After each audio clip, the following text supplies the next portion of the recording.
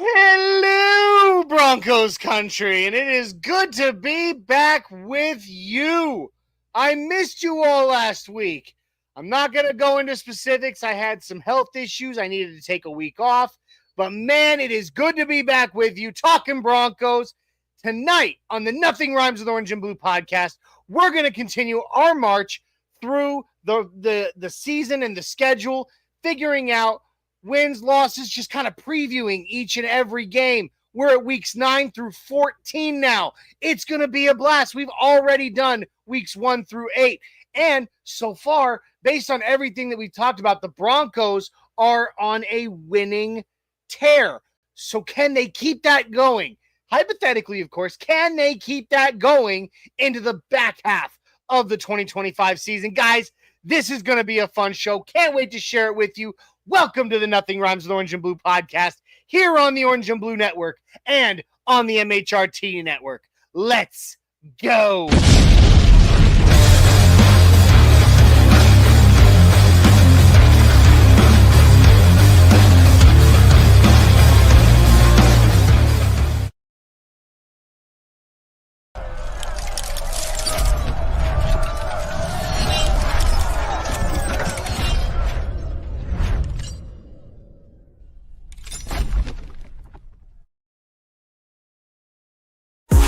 Smooth, the pins to chew, breaking down plays about to debut. Never pride in every view. Nothing rhymes with orange and blue. Bright lights of my heart in our view. Nothing rhymes with orange and blue. Nothing rhymes with orange and blue. Nothing rhymes with orange and blue. From draft picks to game reviews, celebrating wins, analyzing the clues. Nothing rhymes with orange and blue.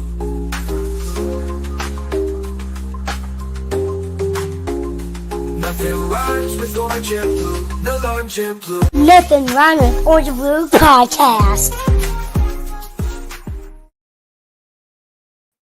What is up, Broncos Country, and how you doing, Orange and Blue crew? Welcome to the Nothing Rhymes with Orange and Blue podcast here on the Orange and Blue Network and on the MHRT Network.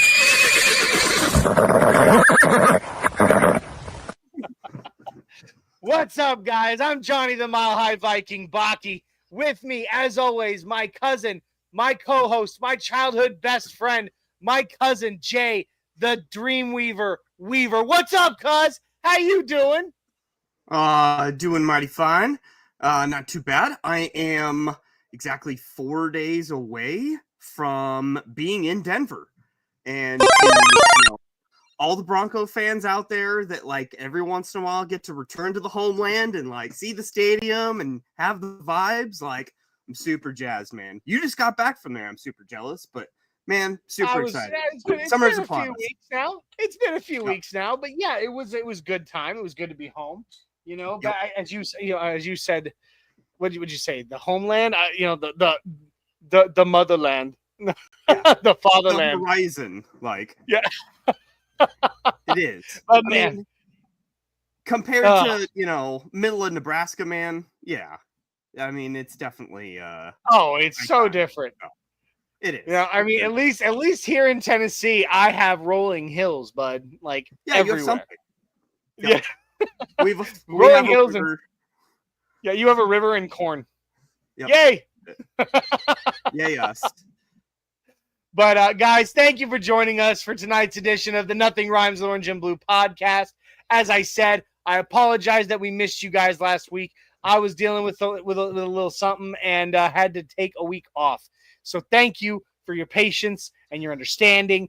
I hope that you guys didn't, miss us too bad. But if you did, we're back. We're and unless something goes crazy wrong, we plan to be with you, as always, every single week. But, man, welcome to the Nothing Rhymes with Orange and Blue podcast. Like I said, if this is your first time watching or you haven't before, please like, subscribe, share, comment. Find us on YouTube, Facebook, Twitter. Check out the audio version of our podcast everywhere you find your favorites, which I do have to apologize. There's been an issue, apparently, that I did not realize was going on. There was an issue, a technical issue going on with our audio podcast for quite some time now, and it hasn't been posting. So I'm getting that taken care of. So you'll be able to listen to the audio version soon from now on without any issues. And I do apologize about that. Also, we are partnered with the MHRT network, so please show them some love. Like, subscribe, share, and comment. YouTube, Facebook, Twitter, Twitch, even Instagram. And guys, when you subscribe to Orange and Blue Network, please make sure you ding that little notification bell, because we have a ton of amazing shows that you're not going to want to miss. Monday through Fridays at 11 a.m., we have the Orange and Blue Blitz. We have the Broncos Bros on Mondays. We have Broncos Talk on Wednesdays. Viva los Broncos for you Spanish speakers on Fridays. We also have a breaking news podcast that only comes out when there's breaking news. That's why you want that notification bell rung. And we got game day shows, both a pregame and a postgame show every single game. So guys, you want to make sure you don't miss a single moment of awesome Orange and Blue Network content this season. So Jay, how are you feeling? Any kind of energized or sleepy tonight? What are you feeling? It's just kind of a boring sports time period, I guess, right now. I mean, there's news all about. I, for instance, have a North Dakota Fight and Sue jersey on because Dave Hackstall, a guy that I got to spend some time with in summer camps and such in Grand Forks, became an assistant coach for the Avalanche.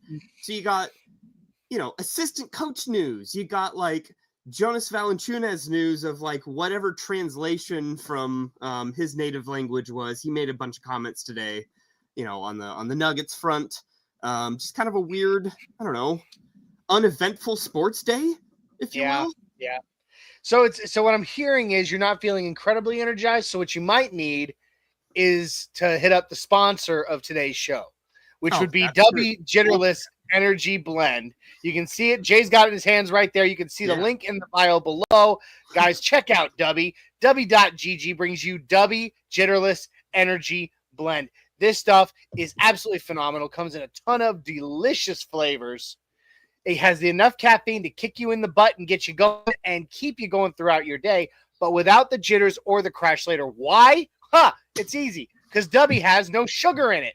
It also has no calories. It has, for those of you who are on a diet, it has no maltodextrin for you health nuts, no fillers for you health nuts, no artificial colors for health nuts and people with allergies.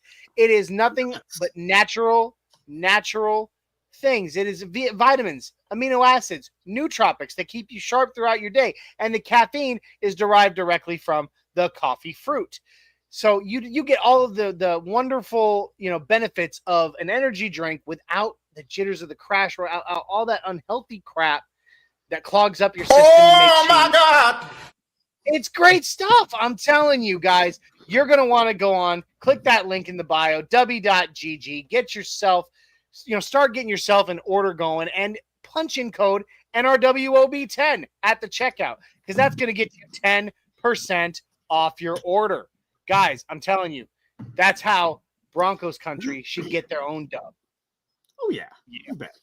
So yeah, like a lot of little bitty news going on. We really didn't get to, since we were out last week. We really didn't get to talk Nuggets. No, we did not get to talk about all the stuff coming out of Nuggets Nation, man. And oh my God, Jay, I am so freaking pumped.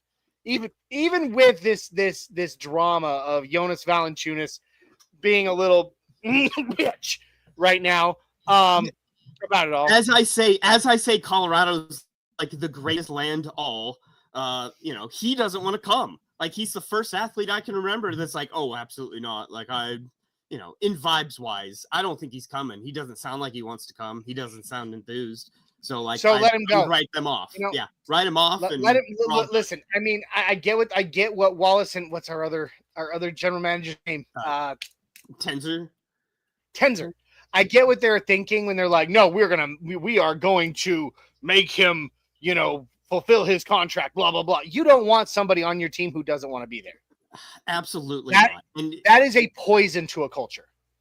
Because that is a storyline that is, inserted into your mind that you can be reminded of in the dead of winter NBA season, when you see like certain players start slumping off, that they don't really care and they don't have a whole lot of energy and they don't have the effort. And that's just not the kind of player that we can have in the Jokic era right now. Speaking of the Jokic championship window here, he also declined his player option today, or declined an extension offer. His extension option, which again, it makes sense for him. We got victory lap in the house, screaming the Lakers from the top of the rooftops, and I saw all the photoshops of the Jokic Laker jersey today pop up again, just because Lakers. he's not signing. Lakers. $80 million, people. A cool 80 mil difference. Come on, man. Summer. He's obviously getting it next summer. So not to fret. He's not leaving the Nuggets. He's just saying, I'm not signing my extension now. He stands to make. Yeah, go. I was going to say, we will wait and see if Luka makes the same decision, because I don't think he will be signing an extension either. And we will see what happens. It's more likely Luka leaves the Lakers than Jokic leaving the Nuggets. Always is, always has been.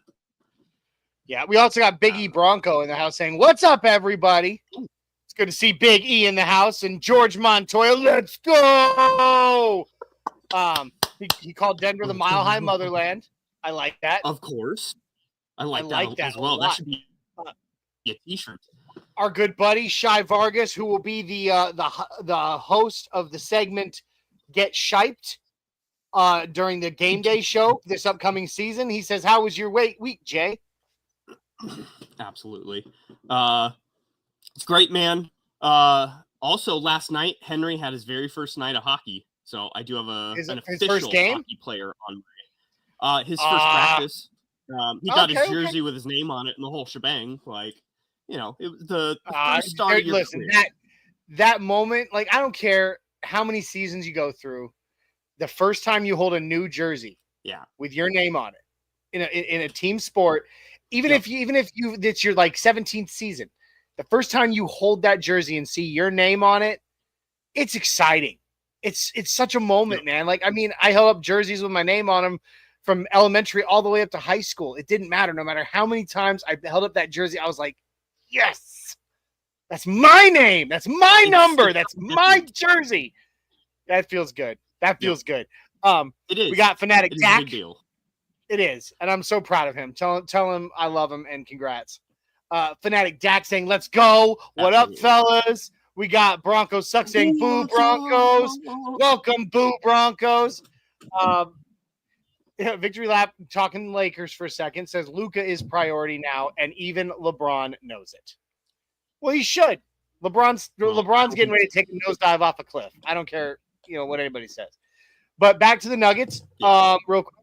We got to talk our Nuggets for a minute, man, because that's what's your favorite thing? What's your favorite move the Nuggets have made? Ooh, that's tough.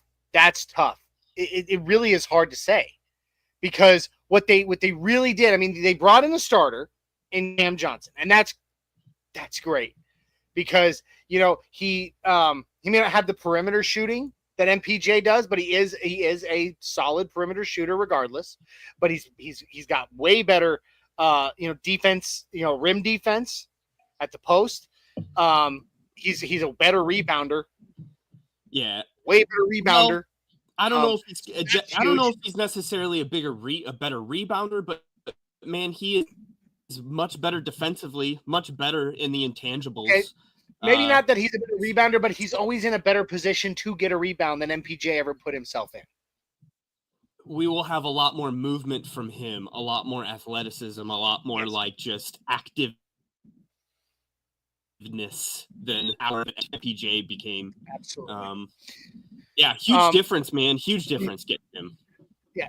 Now bringing back Bruce Brown. Oh my God, I was so excited. Tim Hardaway Jr. Come on, man. That dude's a dog. I love Tim Hardaway Jr. Interesting. I think everybody knew Brucey was coming back. That was a very, unkept secret for a long time. I feel like he was dropping hints on Twitter, and on Instagram and such. So super glad to have him back. I think the Tim Hardaway Jr. signing is very interesting, because we usually don't sign players like that. He's definitely I always have the green light going, and like I just have the autonomy to go shoot whenever I want. Like me, Sure. Players, and usually that doesn't involve with Yoke. But if they're completely separated and you never see Hardaway Jr. on the court with Jokic, that's not too bad because it's instant offense the way like Julian Crowder couldn't be. So non-Jokic minutes. Non-Jokic minutes. But I mean, at the same time, there may come times where you see the two of them on the floor together. I want to believe everybody in the NBA should know by now the way that Joker plays. I mean, he's a human highlight reel. It's not like players haven't seen him. They should know by now. Yeah. And I think when he gets on the court with him, I think with some practice, he'll be able to, with his veteran experience, he'll be able to insert himself into the game. Yeah. And play well with Joker. Maybe not as a starter. Obviously, we didn't bring him to Denver to be a starter. Okay, like the starting offense is set. It's pretty damn well clear. It's Joker, Murray, freaking Gordon, Johnson, and Brown. That's our starters. Yeah. So I mean, those are the guys you're going to see. Victory lap. Definitely. His defense is a little sus. Hardaway Jr. is a one-track pony. Like he just cares about scoring. Who said sus? Well, I mean, Victory Lap did, and then you read it. Oh, I see. It is sus. You said it the other day. You remember? And I was like, "Oh, Jay, no, don't say it. Not that word." That was not on our Newsboys episode a couple weeks ago. No, it was not. Similar. Our Newsboys episode. Yeah, we're not going to go back to that. No, Hardaway's good. He's a good offensive player. Yes, his defense struggles a little, but that's why he is a bench player. Yeah. That's why he'll be on the second rotation. What do we need? What was our biggest weakness when we were going up against OKC? It was not having backups that could control the game and maintain the game while Joker and Murray sat. Yep, some juice. We need some juice off the bench, and there was no juice. We got it now. We got it now. We did. Now, we have it now for sure. The center position, that makes me nervous because we traded away our backup center to get our new center who is now likely leaving us. So we have to address that, and we have to address that well. And unfortunately, we are up against another clock that is the Al Horford decision. So if Jonas really doesn't show up and we do not have a backup center other than the piano man, Zeke, but Al Horford could be signed in the next couple of days. It sounds like he's going to Golden State, but that's going to be a real big dip if we cannot have someone solid behind him to give him rest. That's what I'm thinking. That's why I'm thinking to myself that the Nuggets really need to get on the ball and just decide if they're going to just let Valanciunas walk. Just be like, fine, you want to be gone, so we can address this now. Yeah, don't wait. Pivot. I don't know. It'll be an interesting situation that hopefully is resolved soon because, like I said, Al Horford independently, I think, is doing his own thing. So, like, we gotta make some decisions here, folks. If the Nuggets were to go ahead and just release Valanciunas, recamp that money, get it back. Yeah, get some money right, back. And we have way more money than Golden State does to pay Horford. Way more. Yeah. Like I think Golden State only has $5 to $6 million in cap space right now. Yeah, we have more than that. So if they can just get on the ball and get it done, man, I hope. But listen to Victory Lap here. To be honest, the Nuggets are not scaring anyone. Are you kidding, dude? Victory Lap. Jay, can I jump on my soapbox? Well, I mean, is this going to be Laker slander? Not necessarily Laker slander, just pro Nuggets on this one. Oh, okay. I mean, the Denver Nuggets knocked the Lakers out of the playoffs. Okay, that happened. Now, in the playoffs, the Nuggets, with 4 of their starters, really injured, and struggling, still managed to take the currently reigning champions to 7 games and kept it close. And the only thing that we were really missing was a bench. Obviously, we had some injuries, and that's because we didn't have a bench. Now we have a bench. Our guys are going to get more rest. They're not going to be as injury prone because of that. And dude, like I said, we took the reigning champs 7 games with pretty much the play of Jokic and Gordon. A little bit of Murray, some of Brown, but I mean, I've said on X multiple times that like y'all are lucky AG pulled his hammy and like got severely injured. Looked like he did in Game 7. And really, I mean, Game 6 on the back half as well was just questionable from Gordon. I mean, it obviously. But before that, dude, oh my gosh, he was dynamite. Best I've seen AG. Absolutely. So yeah, man, it'll be interesting. The Nuggets are a work in progress. The story's not over as far as off-season storylines. So not the same with the Broncos. We haven't had any news. There are no huge updates. It's just like, churning over the same thing over and over and over again until we see, some things in person. Crickets, man. Yep. It's not happening right now. And that's fine. That's the Sean Payton way. Yeah. Nothing will get out to the media when it doesn't have to. They have to do media availability. Have to do an interview. So I think we should mix it up a bit. Obviously tonight, we're gonna continue our walk through the matchup previews. We're gonna do weeks 9 through 14. It means we're doing 5 games tonight. Obviously, the bye week is in there, but we don't need to preview a bye week. The Broncos are gonna win the bye week. It's an automatic W. Yeah, we're gonna preview 5 games today. We're gonna do weeks 9 through 14. And what I'm gonna do, but I wanted to do, our buddies, our new buddies. Our new show here on our network, the Broncos Bros on Monday nights. They came up with the idea for killing it. Yeah, absolutely killing it. 3 episodes in, they've had hundreds of views. They've been doing a phenomenal job. Hats off right now. I'm going to give them a little applause. Hats off to the Broncos. My hat's actually coming off. Yes. Absolutely. Hats off to the Broncos Bros and all the work they've been putting in because they've been slaying it, man. But they came up with the idea for a segment, and they've done it. They've done it once on their show, and now I want to do it here on our show. They're going to be doing some of our segments too, I believe, because they like the idea of a few of our segments that we've done. So we're going to be doing their segment. It's called 2-Minute Drill, and I want to do. And usually save the segments for the end of the show, but I want to do a segment before the meat and potatoes tonight. What do you think? Ooh. Yeah, absolutely. Let's do it early. Let's have some fun, baby. This is the 2-minute drill.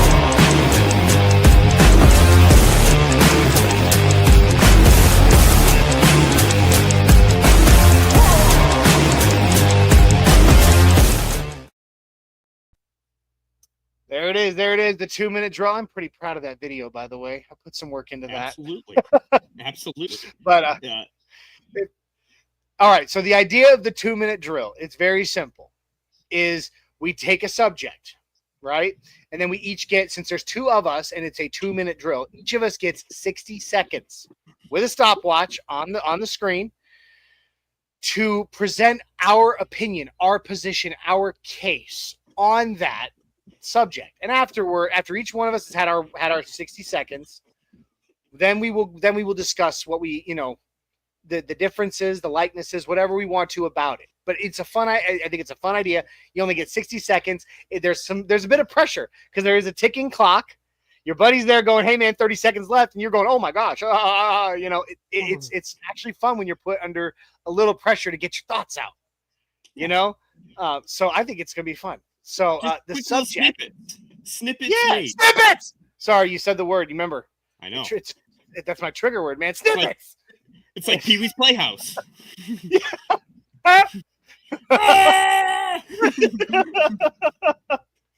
Oh God, what a pervert. Anyway, we're gonna do this thing. All right. The subject of tonight's 2-minute drill is which running back is going to get more offensive snaps and offensive touches this season? Is it R.J. Harvey or J.K. Dobbins? And Jay, I'm going to let you go first. So let me get us all set here. We're going to get set. And, you got 1 minute. Present your case. Which running back, J.K. Dobbins or R.J. Harvey, gets more offensive snaps and more offensive touches? I want to hear both. Let's do this. Here we go. Ready, get set, and go. All right, touches and, I would say opportunities. All of the above is going to go to J.K. Dobbins. Got a veteran on the team. He is going to be the everyday, every down back that's going to be getting the between the tackles, run, if you will, in the playbook. Yes, R.J. Harvey is going to be more explosive, but, he'll have a better average. But it's J.K. Dobbins all the way, as far 30 as seconds. the running back to have, the volume for our team. He's also going to be far better in pass pro. So there's going to be a lot of third down situations where JK's out there just to cover Bo Nix's butt. Dude, RJ Harvey is going to be terrific, just not in volume quite yet as a rookie. That's all I got. I'll give you some time back, John. Oh, man. Oh, you didn't even bring it down to the buzzer, and there is a buzzer. No. Well, then, yeah, I should have took the free time at the end, like around the horn of like my own cause. Yeah. Okay, so for you, it's all J.K. Dobbins. All right, so it is. I'll get ready to go then. Here I go. Okay, so I think it's actually going to be split in a way. Okay, I think that J.K. Dobbins sees more offensive snaps than R.J. Harvey, because, to your point that you made, J.K. Dobbins is a better pass protector, which when he gets in and he's in there pass protecting for Bo Nix, that's going to be really important. That's something that we need, and I'm really excited about that. However, I think that Sean Payton has high faith in R.J. Harvey. He drafted him number 2 overall. He's only the second running back he's ever done that with. Not number 2 overall, number 2 pick for his in his draft. Yeah. Has never done that before, except for one other time. He has a lot of faith in him. I think he's going to want to get him those touches so he gets more and more NFL experience, more and more. He's a hard runner. He's a fast runner. He makes dudes miss. I really think that you're going to see more of J.K. Dobbins on the field, but you are going to see more touches for R.J. Harvey. But I think it's going to be a really close and healthy mix, and I'm right down to the wire. There we go. I like that. I like that. Isn't that fun? It is. Well, you make a really good point about Harvey, of that, his touches in a ratio to his opportunities for a touch is going to be far better than Dobbins. I mean, you're totally right. When he's out there, he's going to be dynamite.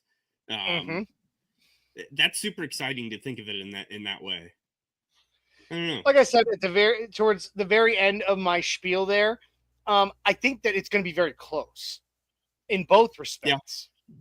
But ultimately, I think you'll see, if you were to, you take out the box score at the end of the season and you look at it, offensive, plays, offensive downs played will go to Dobbins.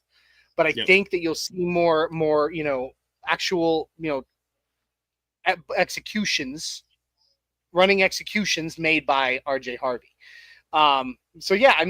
I think we're both kind of on the same page, and either way, it's going to be a Sean Payton running back system. You're going to see both of them, on the field a lot.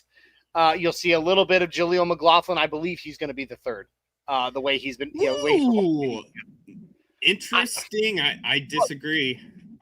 The way he woke it up, the way he seemed to have woke up during minicamp. The things that everybody was saying about him, that he looks like a totally different player. His cuts are quicker. They're cleaner. He's faster. All of that. I really think, I know I've jumped around all off season long about Bidet, and, I was never really that high on Watson. Bidet and Estime and Jaleel, the way that Jaleel was impressing in minicamp to the, at least to the media that were out there watching, saying, like, he looks like a totally different running back to me. I don't know, man. I really think he'll be the third. Audric Estime is the youngest player in the room, including Blake Watson. Uh-huh. I just kind of feel like he's being swept under the rug, and I think for a super young player like that to be benched on a playoff game is kind of a make or break for your career, like your confidence point in yourself. And I don't know, man. I think we might see a little bounce back from Audric Estime. Now, let me say it this way: I think Audric Estime has a future in the NFL, even maybe not on the Broncos if that happens. But I think like I wouldn't be completely out on Audric Estime as a player. So if he's on our roster, and I think he will be, he'll be on someone, if he's not on our roster, he'll be on someone else's roster. He'll be on someone. I don't know, man. I would keep him as the third, and that's what I think is going to happen. I think they keep him as the third, and I think we're on the fence about will they keep 4? And so who's the fourth? Who's the extra? Yeah. I don't know. We'll see. We'll see, man. I mean, training camp in the preseason, man, so much can change during that time. But it's like Victory Lap says right here. He says Estime is still in the doghouse. And, yeah. I mean, he is. I had a lot of faith. And even when I did my Denver Broncos media battle on Mike Carmelini's show against against Mundungus, I even said that I thought Estime was going to make a comeback. I really did. I believed that. That a big part of his issue last year was a mental issue. But when they go get a guy like J.K. Dobbins in free agency, and in the draft, they go get someone like R.J. Harvey, I think the writing's on the wall. Absolutely. And that, he's still not going to get any snaps. Like, estimates, unless injuries happen, it's not like he's going to see the field. Well, and I think we carry 4. I do think we'll carry 4 running backs and a fullback. I think so. But it's a really big question mark as to who those. We know who the first 2 are. Now it's a question mark of who are the other, 2 or 3 going to be. Sure. So, fun 2-minute drill though. A lot of fun. Yeah, it is. I like that a lot. And we got some love from George Montoya, our buddy, saying, "Great job with the 2-minute drill on the fly. My initial opinion is in line with Johnny. RJ more touches, JK more snaps." Mm-hmm. I like it. Victory Lap saying, "Harvey, not sure if Dobbins will last the whole season." Well, to be fair, that needs to be a soundbite. That needs to be a soundbite. That does. Honestly, we need more Canadian. How do we not have a single letter Kenny soundbite on our board? No Trailer Park Boys. We're missing a whole demographic up north. We need. Yeah, all the Canadian comedy, man. He's console. Yeah, we need. I would love to put here. I'd love to put F.U. Shorzy on there, but I'm not going to do that. That's pretty good stuff. Corner Gas, for anyone that's seen that's another great Canadian show. They're good. I don't know, man. Interesting to say the least of the running back discussion and like who will have more than another. Do you think all between Harvey and Dobbins, do you think both of them stay healthy the entire year? I don't personally. So we're gonna see a third. We'll see a third introduced. Here's what I will say. I think if there is any team that has the chance to keep both of them healthy all season, it's the Broncos with Bo Lowry's staff. That's what I think. Do I think it happens? I don't know. Knocking on wood, I hope so. But ultimately, if there is a team that can accomplish that, it is the Broncos. So, there's a track record of health. Yeah, track record over here. George gave us some love. After we shouted out Broncos Bros and their early successes, and he said, "Broncos Bros, all thanks to you guys. Much love." Appreciate that, George. We work together, man. Jay and I had a hand in it, but ultimately, you guys are the Broncos Bros. You guys are making your show what it is. Not the Bros us. Are great, man. The Bros are great. The Bros are great. It is fantastic, dude. And then Victory Lab giving us another thought here. Mims was in the doghouse, but he stepped up. True, he was very much in the doghouse with the coaching staff, and he seems like he's very much trending up.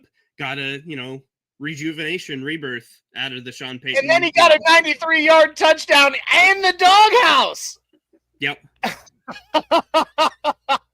And in the Browns' house. It escalated quick for him. I mean, and I think, based on that, he could have a big jump this season as well.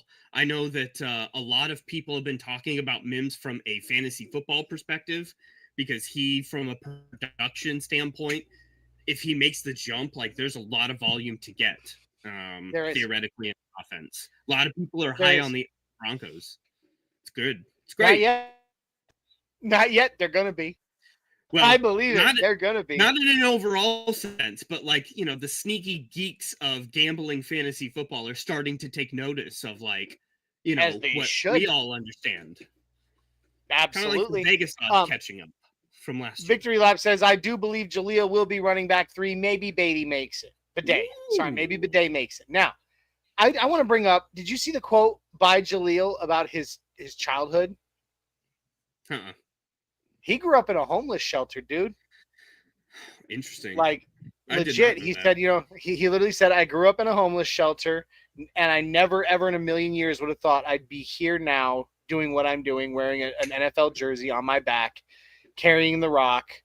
And he's like, and I'm wanting to be a not role model, but an example to those kids out there who have very little and are struggling to realize that you can make it. You can make your dreams happen. You just have to fight for it, man. I wanted to give him some props, some love, man, because that's a lot, to live in a homeless shelter and then make the NFL, man. Like, that's a pretty big deal, man. So it very much is. That was cool. I thought that was a big deal. Quality of person, and man, we've got a team full of, like, high character, high quality humans.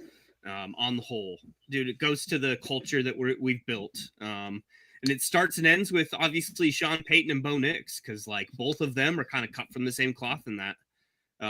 Very wholesome and genuine. Yeah, I mean, Sean Payton can be a little, 40 grain sandpaper sometimes, but he's real. He's real. And I bet his players love him for it. Like, no bullshit. Yeah, absolutely. I completely agree. And that, again, you know me, Jay. You've known me all our lives, quite literally, and that I take character as a very, very important aspect of not of people, but of players, of anybody.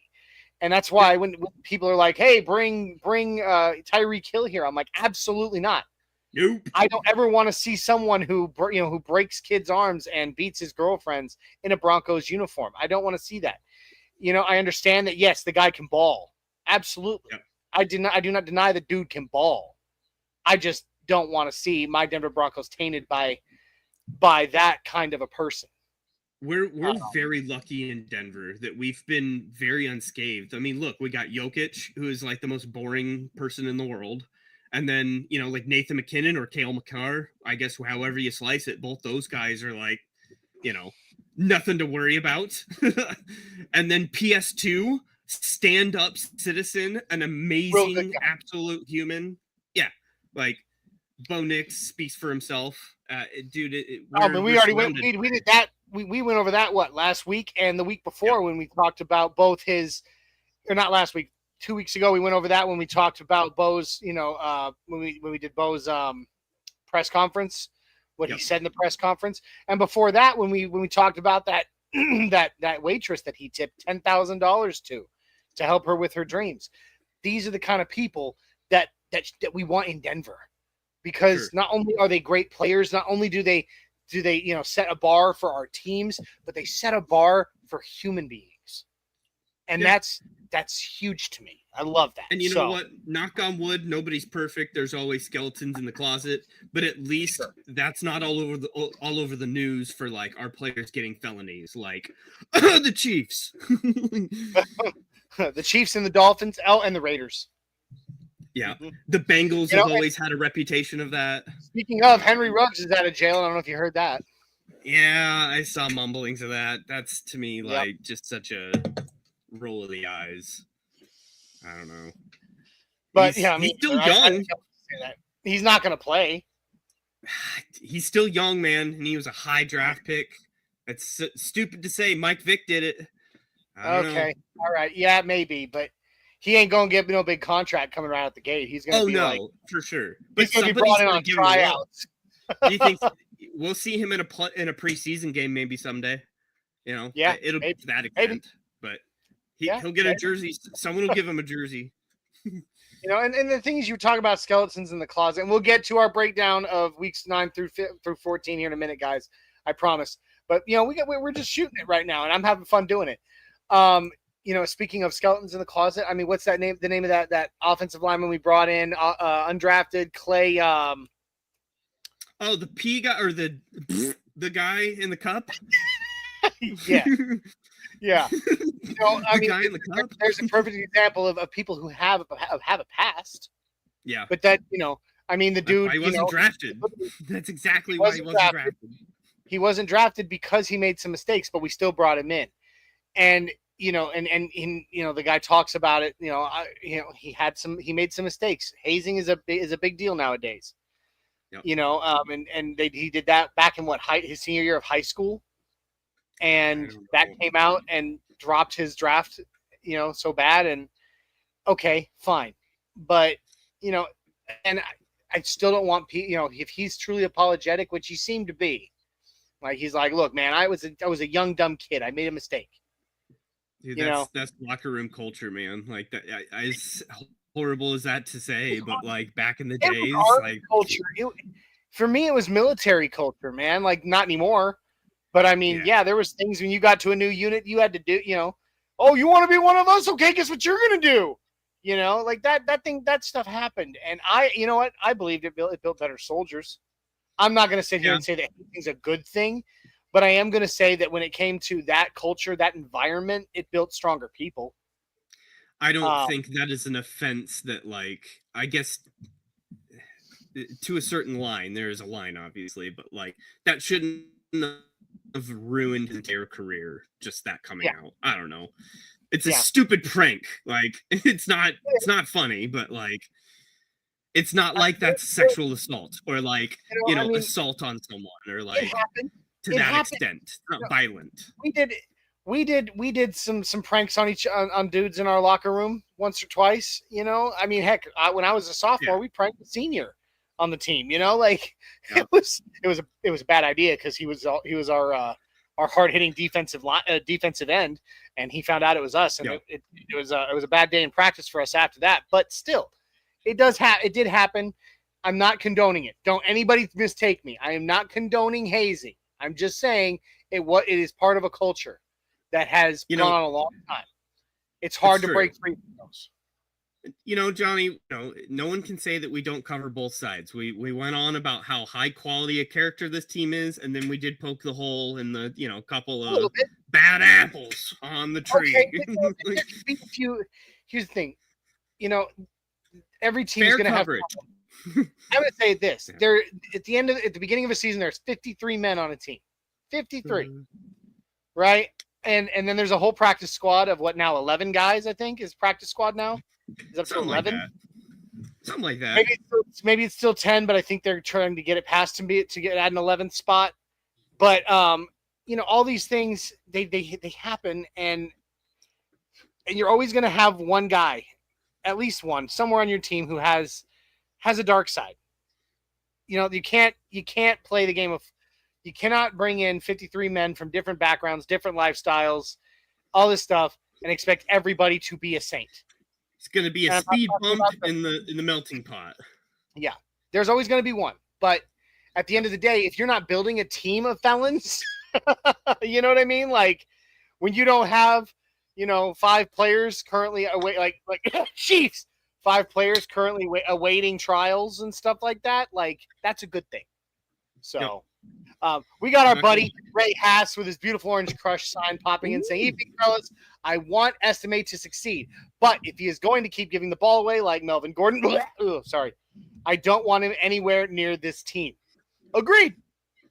Yep. I mean, totally my high school coach had a rule: you fumbled the ball, you were benched. Yep. Like he gave one time. one time you were benched and you had to work your way back in. And that was high school ball. Now, pro football, different. I get it. But fumbling is an inexcusable offense. Ball security is very important. Very much so. Now, I'll say this. There are some fumble situations that can't be helped. I mean, you see dudes full two-arm, take a helmet right to the ball, and it squeezes free. You know, I mean, when a guy hits you like Kareem Jackson and knocks the ball out of two arms, that's a little unavoidable. But when you're crossing the goal line and you just squeak it free, that's unacceptable. I think there's a difference, too, as to what other skills you bring to the table. Because if you're a speedster and you fumble the ball, I think that's a difference than a possession running back that is supposed to be toting the rock profile, fumbling the ball. And that's what Audric Estime is. He's not going to be a burner that, like, you get a home run for each one of those turnovers on average.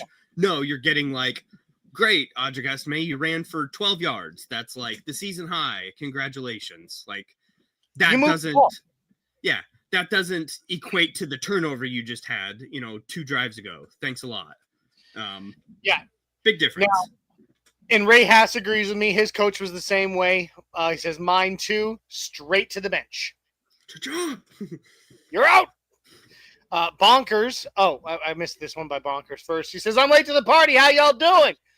Glad to be back, Bonkers. Glad to be back. 1 week off sucks. I hate it. But, sometimes things happen. So. And I'll be gone next week, so we're. Yep. It'll be me and hopefully someone else. Someone will cover down. Okay. Someone from the network will cover down. Jay Bonkers says, Jay, I'm digging your new wall. Thank you, sir. Got my new digs here, new setup, and figured I'd pay homage to the Nuggets side of life.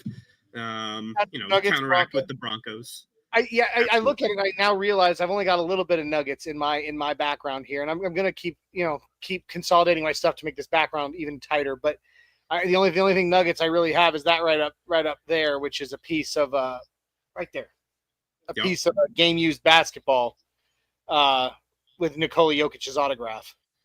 And then I've got a couple little Funko Pops of the Nuggets down here, but beyond that. It's all Broncos for me. I can fix that though. I can get a few more Nuggets items in there. I've got them. They're around the room. I just need to get them over in here. Yeah, I was gonna say I have a lot more Broncos stuff, just not on, not in this specific area of the room.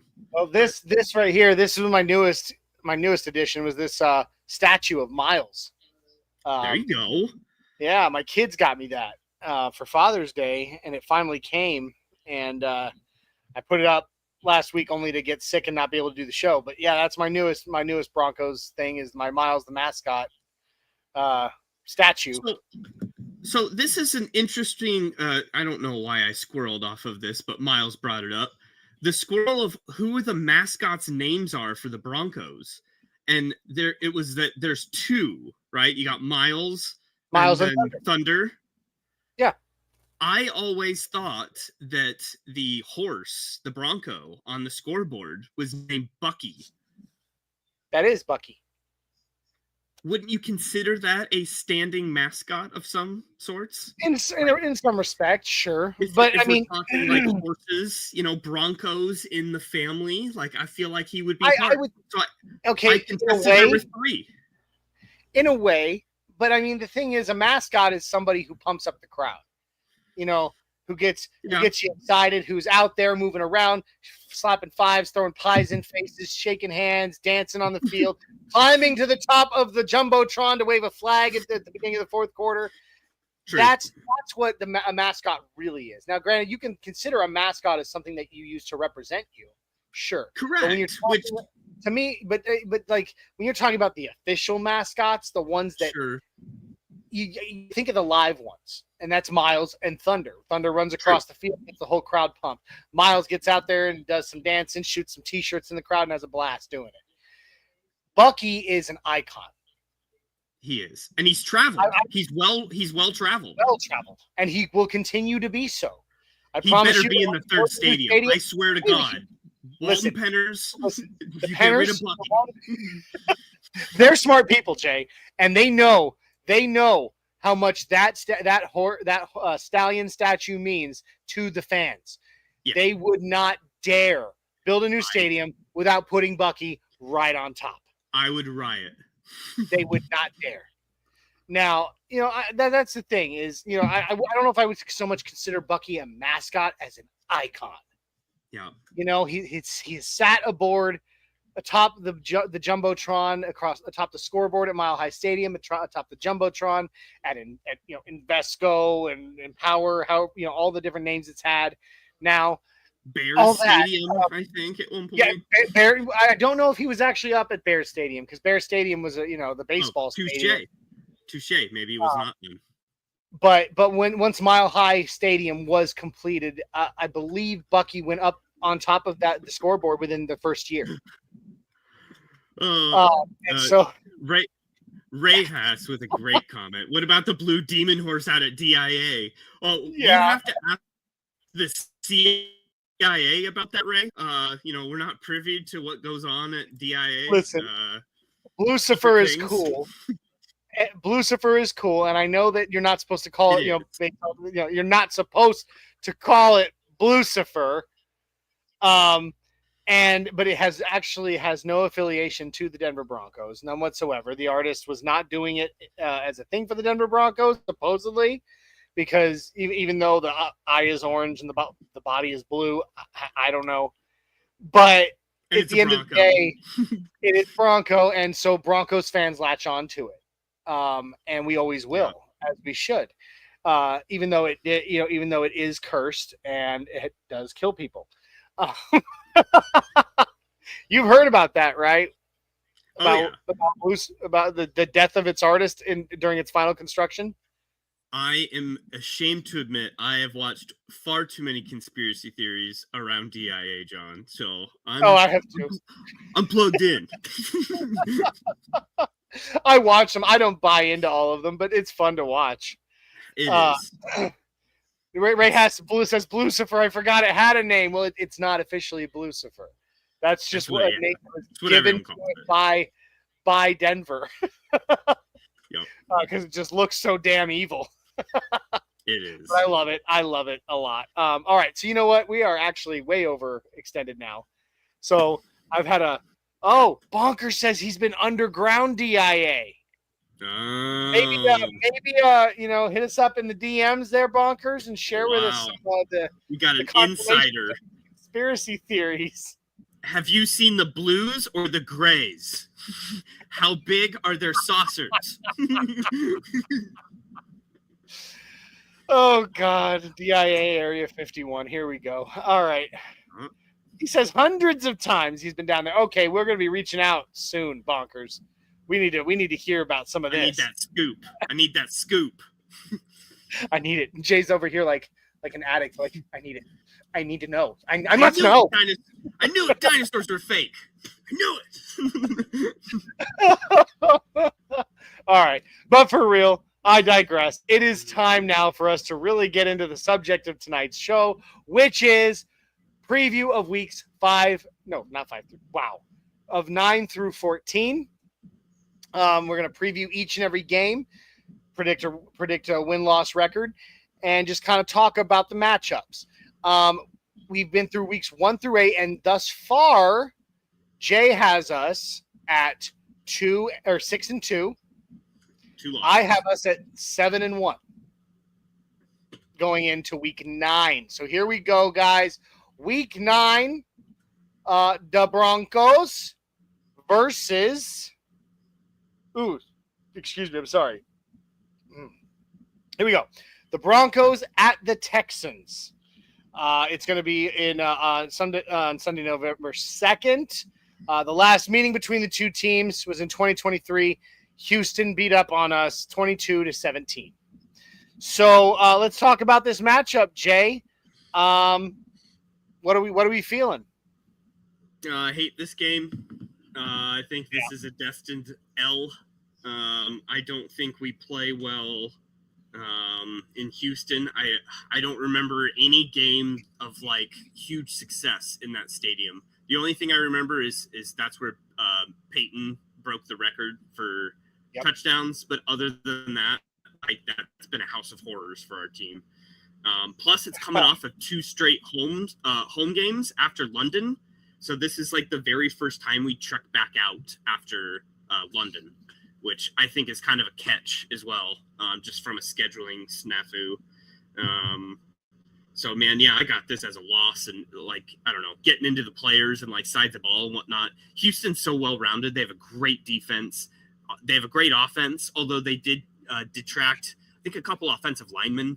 So they're, not going to be probably as efficient offensively next year. But, dude, they're a really good team. Do you have this as a win or a loss? I have it as a loss. However, I think it's going to be tighter than a lot of people are giving it credit for. Now, we got to, the last time we met them there, the last time we played against Houston in Houston, we had a very slow start. Now, remember this is 2022. We have Russell Wilson, and things are not going very well at that time. It was the Hackett-Wilson era. Things were not going well. The game started out really badly, really slowly for us. We ended up being down 13-0 before we made something of a comeback, only to lose the game by, what was that? What did I say it was? The final score, 22-17, only to lose by 5 points. It sucked. But I think things are different now. CJ Stroud is still very, very talented. He'll have most of his weapons back, assuming they stay healthy. But I think that it'll be pretty close. I think both teams are very similarly built in a lot of ways. Yeah. They have a good secondary. They have Derek Stingley Jr.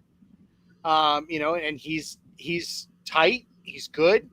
Offensively they're a really good team, but I think now we've built up to a very similar status. I mean, both of our teams were 10-7 last year. It is going to be a weird running back room for them. I know we've been talking about our running back room, but think of theirs. Damian Pierce, who is a legit running back, like a really good running back. And then they have Nick Chubb, who they signed, on top of Joe Mixon. So they have a 3-headed monster in the running back room. I'm real interested to see how they do that. I think they'll have 2 of them out at the same time at times. But I still believe that our defense will be able to handle. Really good. I do believe our defense, though, is going to be one of the run defense teams in the NFL. We were one of the better ones apparently last season. I don't remember seeing it on stats wise. We were, and we've upgraded the positions we needed to be even more stout against the run. So even with that 3-headed monster, I think it's going to be a lot closer than people think. I mean, both teams went 10-7 last season. Yeah. So, in fact, we were fighting each other for seeding for a good while. It was only our fault to the Bengals that let them leapfrog us.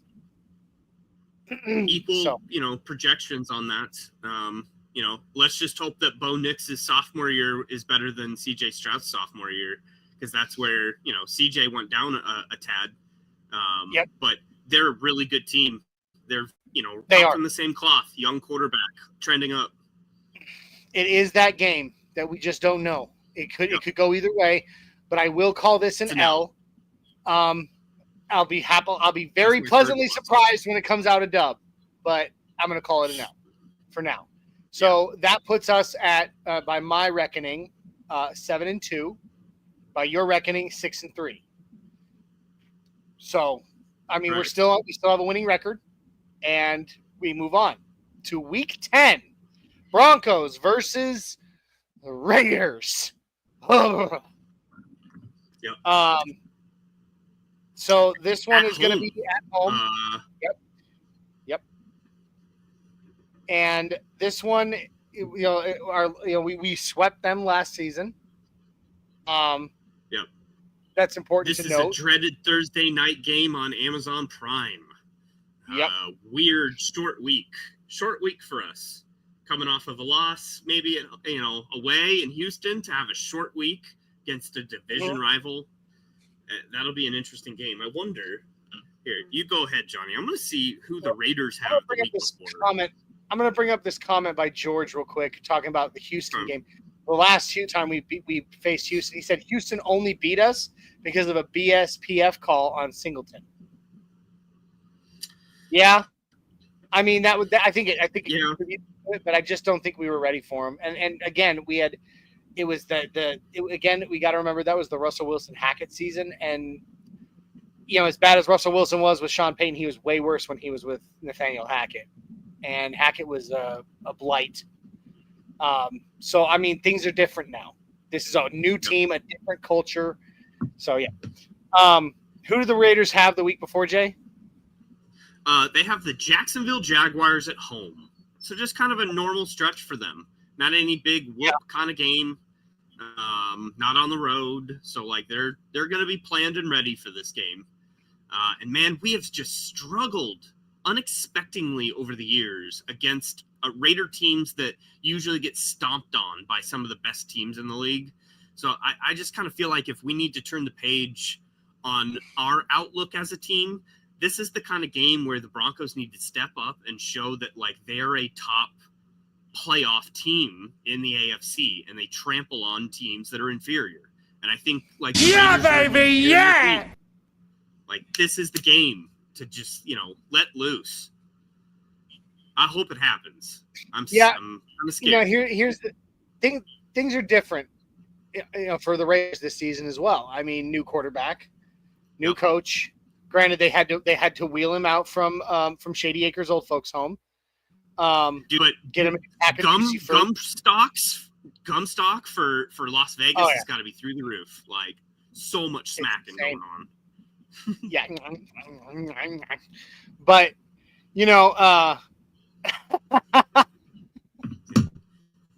real quick, Mundungus is in the house. He says, "What up, Buttercup?" And Jay, Mathis sucks. Weaver. Hey, Mundungus, we've already lost the number 27, okay? Leave our camp alone. We only got probably another month left of the Damari Mathis club. All right?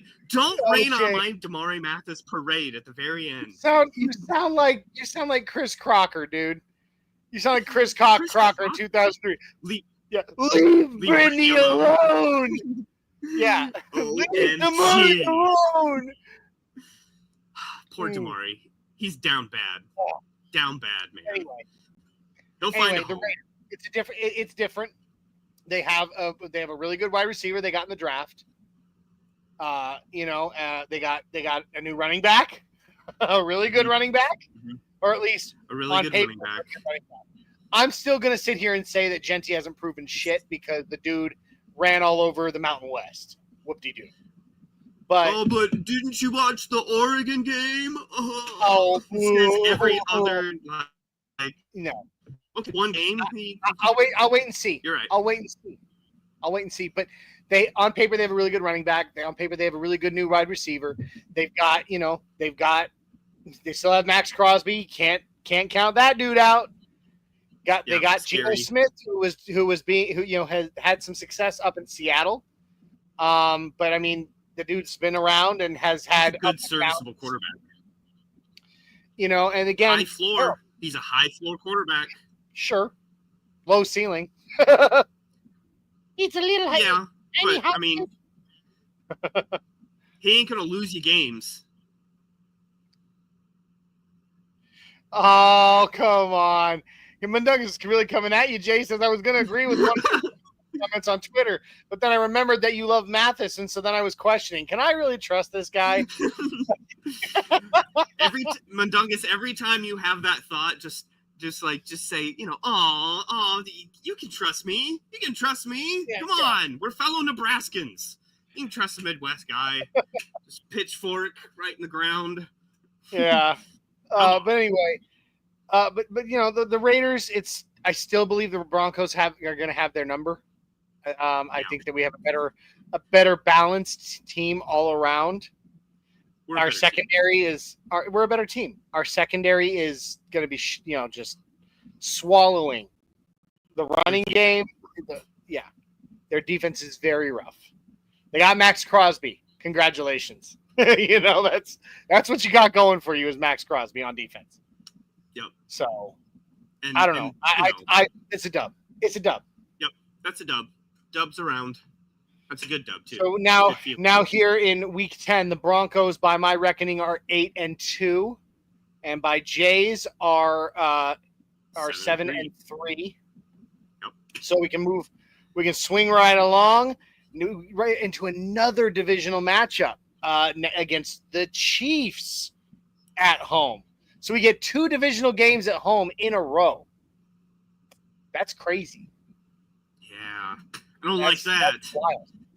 Granted, it's kind of a mini bye because of the Thursday night game. A couple extra days a little bit of a longer week. It's midday game, or afternoon game at home against the Chiefs. Our last meeting, we destroyed them 38-0. A lot of people are going to have this one, have the Chiefs down for this one, to win this one. I don't. I have this one as a win for the Broncos. The Broncos, regardless of the fact that in that final game of the 2024 season, regular season against the Chiefs, we decimated them 38-0 against their backups. What we did against their starters earlier in the season, we had that game. That was our game. The only thing that saved it for them was a lucky field goal block. That was against Patrick Mahomes. That was against Patrick Mahomes and his cast. And Bo Nix outperformed Patrick Mahomes in that game, and our defense is better now. Travis Kelce ain't getting any younger. Yep. I don't think he's the weapon he once was. Do you? No, absolutely not. I mean, theoretically, Kansas City should take a step back. They also had a crap ton of victories by extremely small margins, swing games last year. That even if they split, half of those in half of those lucky one possession wins, or last minute, penalty documented wins. Like, even if half of those go wrong, they're not going to be, we won't see them the same way. I think this is an easy dub. I really think this is the game that we circle to prove ourselves. This is the game, because we know, not to fast forward here, but we know Christmas night in Kansas City, that's not going to bode well for us. So we have to split in division with them. Have to, at bare minimum. Have to. So this is a must-win game. But here's the thing. I still think the Broncos would even be in on that game in Kansas City on Christmas. Dude, it's going to be rough, man. It's going to be rough. I'm not saying it's going to be an easy game. I'm not saying it's going to be an easy game. But we did it. We did it to them. We had them. We had them by the nuts at Arrowhead last season. We can do that again. And like you said, the Chiefs had so many one score wins by almost sheer luck all season long. That is not a sustainable thing. Brittany Mahomes is gonna run out of goats to be sacrificing to the to her black magic for the game. All the 13-year-old girls in the country on Christmas night are not going to tune in to see Taylor Swift upset because the Chiefs lost on Christmas. Well, I got news for you, buddy. I think there's a good chance that they will. I really do. I don't know if the NFL let that happen, man. I don't care what the NFL says. I don't think Sean Payton is going to listen to him. But like we both are saying in this, because there's so much of a risk in that game, because that's such a toss-up, this at-home game is the most must-win game on the schedule, you could argue. This is the game. This is the most important one. The regular season Super Bowl. Gotta happen. Now we do have to remember Rashee Rice will be in this one. I guess they're going to let him out of county lockup for the game. Dude, I don't think he's even going to get suspended. I don't think there will be any discipline. No, I don't think so either. I'm just more or less commenting on on their roster of felons once again. Yeah. But he will be in the game, and he will be one of those wide receivers that's in this league right now that I think can I don't think can really shut down the dominance of Patrick Mahomes or Pat Surtain, but he will pose a significant threat. So, our boys will have their work cut out for them. Very much so. I mean, it's going to be a really intense game because I think Kansas City looks at us in the same manner of like, ooh, we have to squash these guys on the road. Like to sweep Denver would be a massive, burst for them in their season as far as seeding goes. If they are on, I'd love to point out that the Chiefs are respecting the crap out of the Broncos right now. Absolutely. When they were on Radio Row for the Super Bowl, a lot of those guys, including Travis Kelce and Patrick Mahomes themselves, and even Andy Reid himself. No, not Andy Reid. Who is their defensive coordinator? Oh my gosh, I can't remember his name off the top of my head, but even he was like, mad respect on those dudes. They are going to be scary in this division.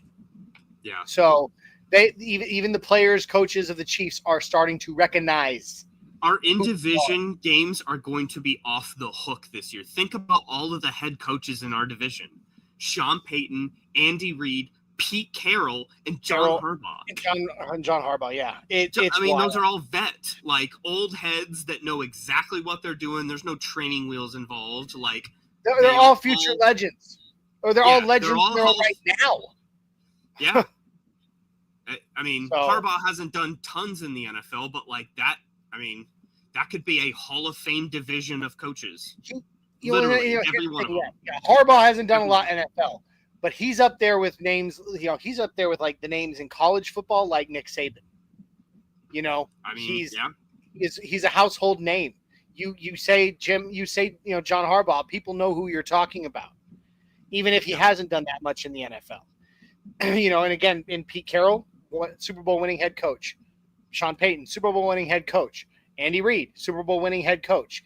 That it's a veritable slobber knocker here in the AFC West, man. It's crazy. And I'm sorry, I said John. I'm pretty sure it's Jim. Isn't that flipped? Isn't John Baltimore? He's Jim Harbaugh. Yeah, I think it's khaki pants man. Khaki pants man. They look the same. They act the same. They talk the same. Who cares? They both start with J. J Harbaugh, whichever J Harbaugh it is. Yeah.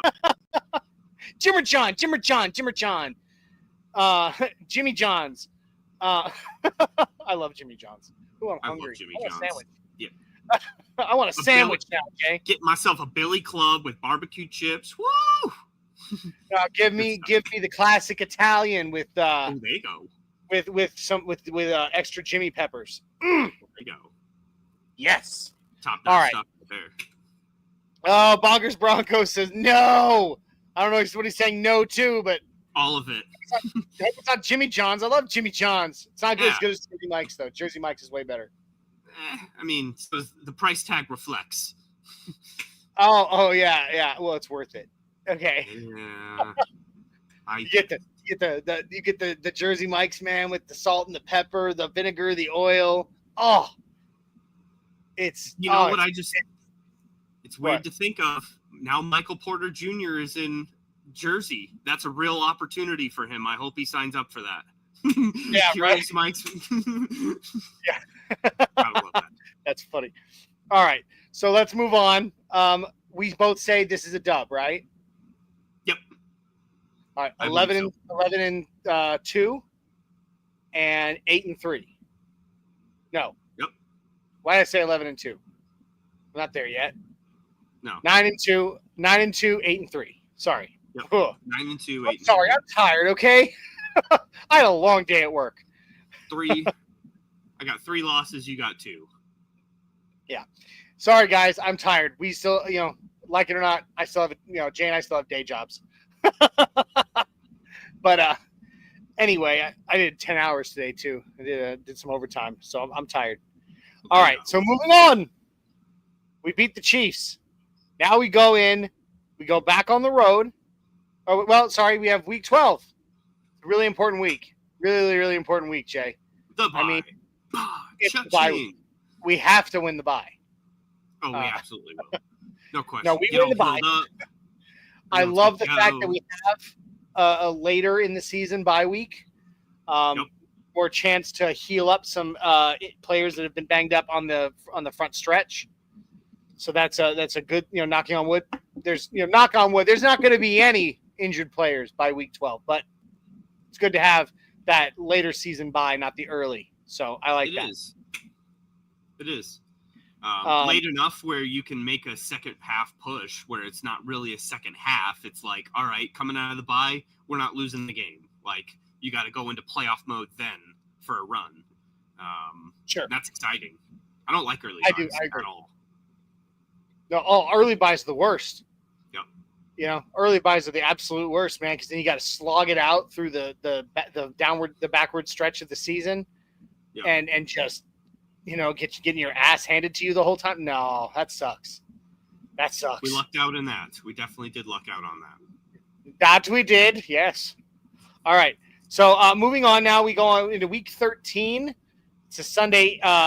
It is a Sunday night football game.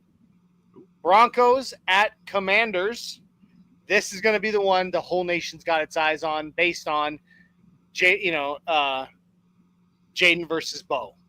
I mean, everybody's going to be watching this one like under a magnifying glass. What do you think? What do you think about this one, Jay? I have this down as a loss overall. I think Washington is going to be the best team in the NFC. And I think this is again, a hallmark game for the league, and that's why it's on national television. And, Cliff Kingsbury is a wizard. And I just, this offense is going to be really hard to beat, I feel like. And their defense is not bad either. It's just a very good football team. That's why they went to the NFC Championship game last year. In the same sense as what we just spoke about earlier in the schedule of going to Philadelphia and being like, well, that's like not going to happen. This is, to me, saying, oh, that's not going to happen. Like, okay. And that's okay. And that's okay to me. What do you feel? Okay, here's what I feel. I'm just going to go ahead and throw this out there now. I probably should have thrown it out there earlier. On paper, the way that this team is our team, the Broncos, is currently laid out in terms of personnel, in terms of what we were able to accomplish last season, upgrades, to me, what are obvious upgrades in all aspects, Definitely. in everything that we had weaknesses in my opinion. I think the Broncos, and I believe I said this back during, maybe it was right after the draft, or it could have been, I think it was during our schedule release mega show. I think the Broncos have the potential to compete with any team in the NFL. Because I said it even for week 5 against Philadelphia, that I thought that the Broncos, it wasn't going to be a blowout. I would agree with that. Every game is obtainable. But that every game is attainable, and the Broncos are going to be in it. This is one of those ones. I believe that Jaden Daniels and Bo Nix were very similar in a lot of ways last season. I believe that both teams have phenomenal defenses. Broncos is better. Offensively, I think that we have upgraded in a lot of ways. And so I think that the Broncos can keep it close and have a chance at taking this one home. I do also count this one as an L right now. But I will not say that the Broncos can't walk in there and upset Vegas on this one. The last time the Broncos took on the Commanders was also in 2023. We lost by 2 points, 35-33. Again, that's the Wilson Hackett year. I guess, no, that was Peyton. That was Peyton and Wilson. I'm sorry. Lost by 2 points. They were 12-5 last season. We were 10-7.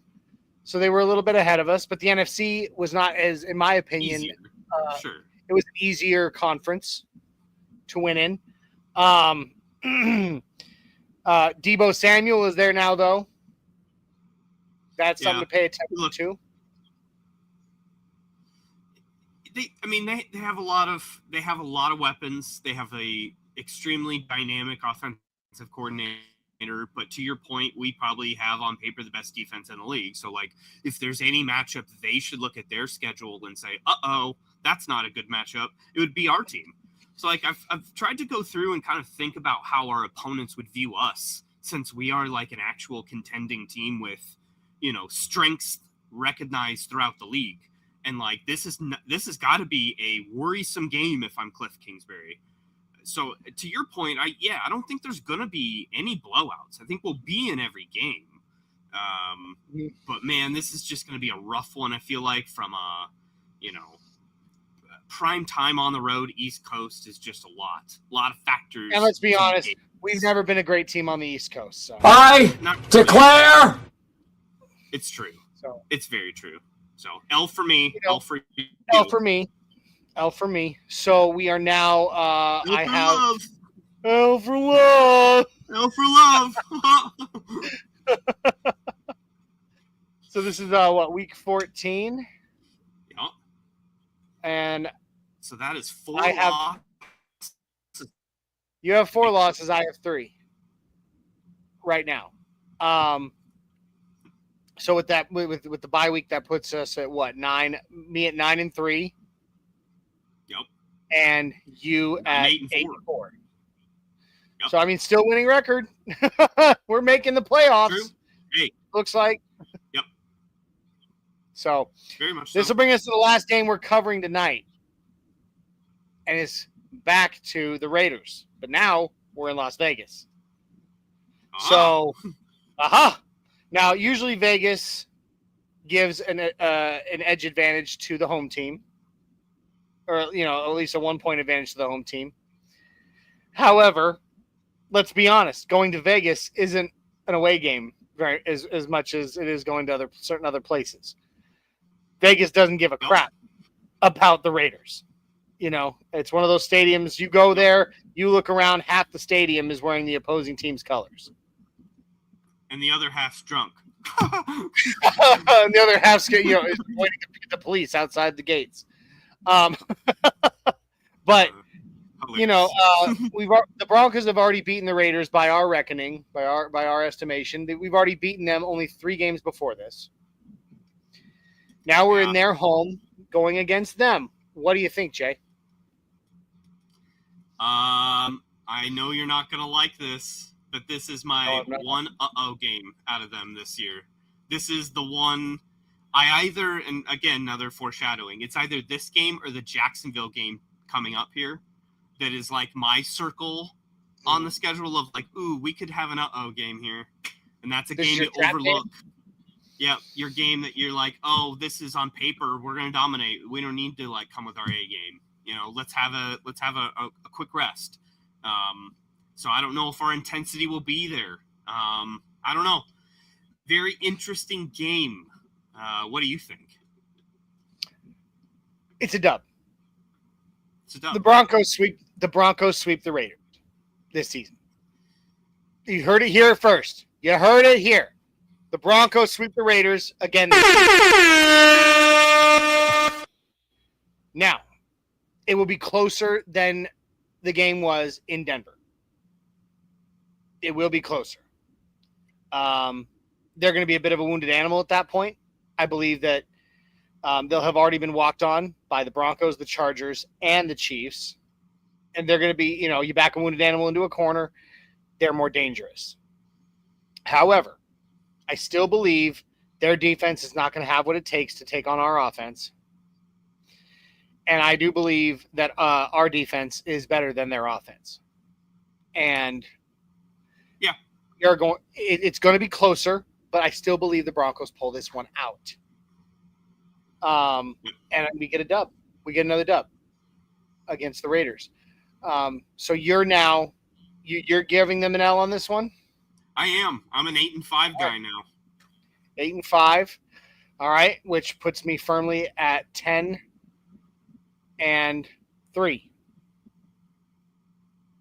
So I'm still at only 3 losses on the season. I don't know. I mean, I can't see.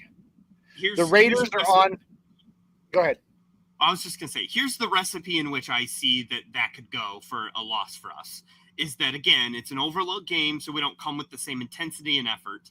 And the way that can be exposed is in the run game, which we already, at certain instances, have really struggled to, personify a running defense that just can grind down and stop the run if we know the run's coming.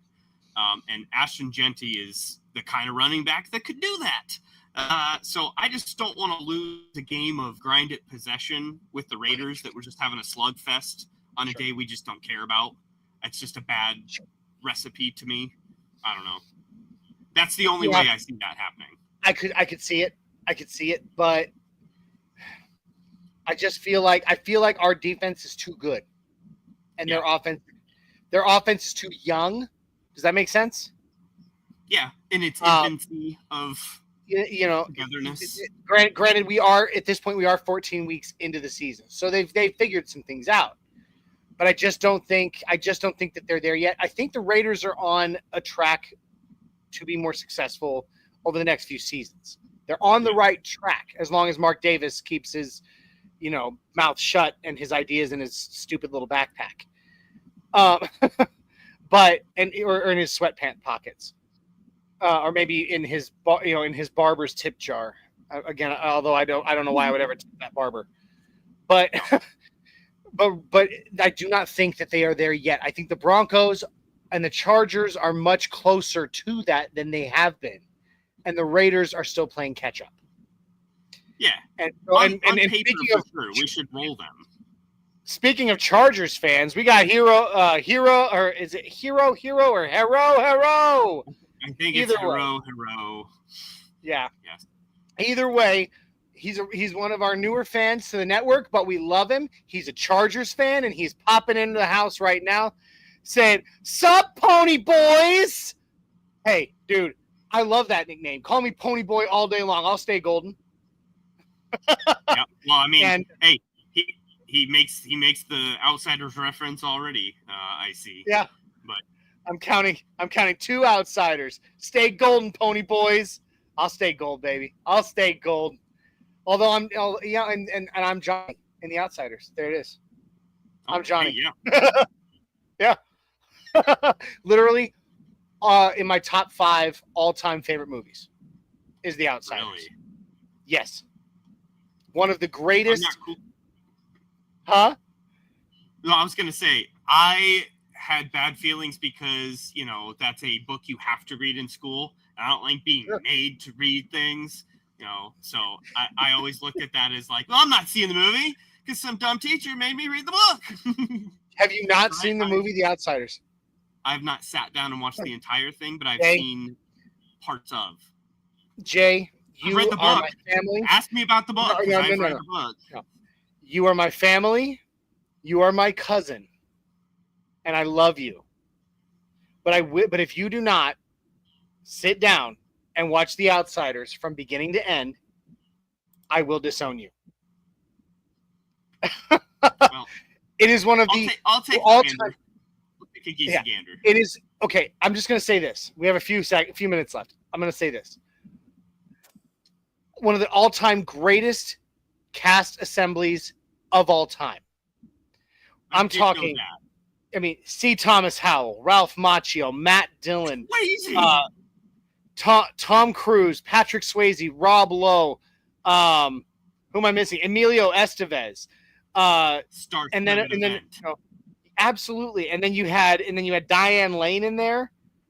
I mean, dude, the cast was incredible. The story was phenomenal, even though we'd all read the book, and the movie followed the book very well. But when you actually watch the movie, I've seen the movie. No, you haven't, because I've read the book. I love the book. I liked the book. Okay, I've read it once. Okay, I don't repeat. I read a lot of books because I'm a reader. I have never reread The Outsiders, but the one time in school. However, the movie, I watch it at least 2 times a year. Interesting. Wow. I'm telling you, I've got to see the movie. Anyway, let's see. So we went what? Oh, go ahead. No, go ahead. Hero. Do it. No, no. I was just gonna say we went from a Newsboys episode to going to an Outsiders episode. We should have alternative tags to these through the time. Listen, our show is different.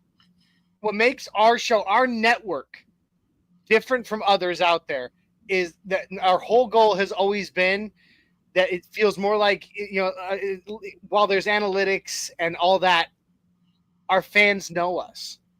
They get to know us on a personal level. And these kind of talks is how they do that. Like when they see me out. Just a bunch of guys talking sports, like at the end of the day. But we talk a little bit of everything too. We talk a little bit of other things. Who knows? Maybe somebody watching the show right now will be like, oh shit, I've never watched The Outsiders. Maybe I should watch that. If we can just inspire one person out there to watch The Outsiders. my life will be complete. But my point is, like, our goal for this network has always been that if you run into us at a game or out in public or whatever, at some point, that the people who watch our show are like, hey, I know you. Like, I really know you. Not just like the guy that talks football. I feel like we're friends at this point, and that's always been our goal. It's to that point, but we also can talk about the second string right guard discussion in training camp. Like, we can do both things. That's our foundation is Broncos. Yeah. But then we can talk about everything else, including life. Yep. So life and Frank Crum. Both things. Yeah. Ray Haas agrees with me, man. Hell of a cast. And we had Hero say, haha, you are my family and I love you. I will disown you. Love the chemistry. No, and Hero, for if you didn't know this, Jay and I are first cousins, born 1 year apart. Literally raised together like brothers in a lot of ways. So we truly are family. Not just like the, not like, Dominic Toretto family, like, Jay and I truly are blood family, but we are truly very, very close that way. So, let's see. Hero says it's so cool here, way better than the Jelly Raiders. Ray Haas agreed with me about The Outsiders, said hell of a cast. Ray Haas said one of the few times the movie is at least as good as the book. Okay, well, Ray, I'm gonna go watch it because you said it. You gave the Ray Haas stamp of approval. I'm going to go watch it. Hero gives us one last little bit of love here, and then we'll get out of here. He says, you guys are legit and so cool. I love the atmosphere from a personal level. Thank you. Thank you, Hero. We really appreciate that and hope that, we get to see you again in here sometime very soon. So, Jay, at the end of it all, at the end of this episode, we've gone through weeks 1 through 14. You have the Broncos, what did you say, at 8-4? 5? No, 8-5. No, 8-5. Yeah, correct. Because I have that as 5 losses so far for us. I got 5 losses. And I have us at 9-4. No, 9-3. 3. 9-3. 10-3. Because you have the win, 10-3. Yep. Correct. So we'll keep it on going, man. Next week we're gonna do the same kind of shit. We're gonna bullshit around a little bit and have some fun, and then we're gonna break down the last 4 games of the season, weeks 15 through 18. And bro, it's gonna be a good time, man. So, to everybody that joined us tonight and after the fact, thank you for joining us. We love you. We appreciate you. If you have not already, there you go. Your old coach is on as a Avs coach now. That's crazy, man.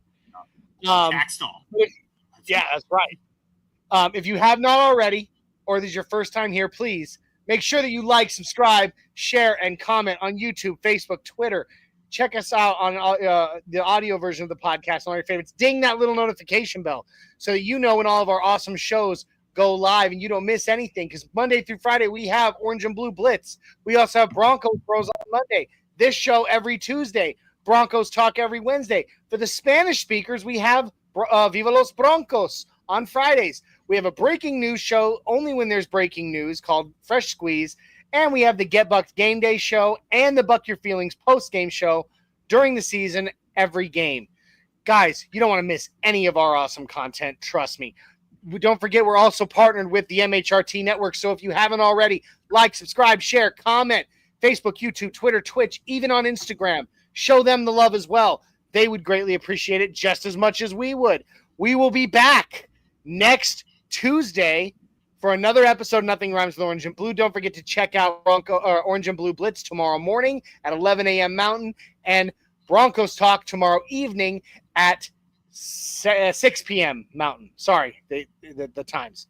6 p.m. Mountain. Guys, thank you for joining us. We love you, and we will be back next week. Until then, mile high salute. Go Broncos. And remember, many things may rhyme with blue, it's true, but real Broncos country knows that nothing rhymes with orange and blue. Orange and blue, we're here for you. Talking Broncos all day through. No stopping us, we're on the loose. Come join the crew, no bad news. Podcast vibes so fresh and true. Nothing rhymes with orange and blue. Catching up on all that we knew. Hit play, let the episodes accrue. Nothing rhymes with